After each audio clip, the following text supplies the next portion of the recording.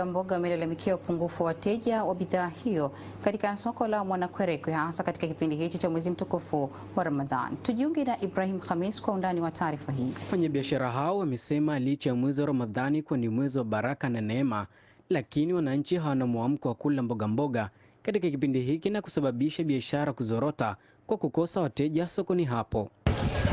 Kifupi, mboga ya majani kipindi cha Ramadhani haitembei. Mchana inakuwa hamna kazi.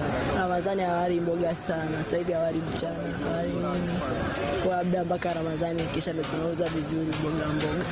Chukua mboga kidogo, tunauza mpaka jioni.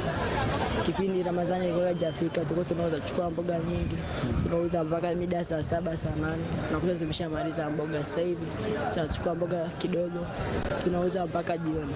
Mwitikio wa wateja unakuwa ni mchache sana, maana watu wengi wanaenda kununua iftari. Aidha, wafanyabiashara wameiomba serikali kuwawezesha mazingira mazuri ya kufanyia kazi, pia kuwaomba wananchi kuwa na mwamko wa kula mboga za majani kwa ajili ya kurutubisha afya zao. Tunashukuru kwa mazingira tunayofanyia kazi sasa hivi, alhamdulillah iko vizuri sana. Tunashukuru kwa hilo.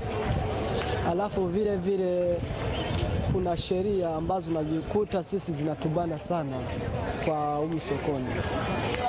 Unaweza kaingia na mboga mazingira tushaelekezwa hapa mtauzia mboga, lakini kadri muda unavyokwenda unaambiwa hapa parking ya magari, sogeza kule. Sasa mtu ukashapanga mboga yake vizuri, ukimuondosha mazingira hayo, ina maana mboga ile itavurugika.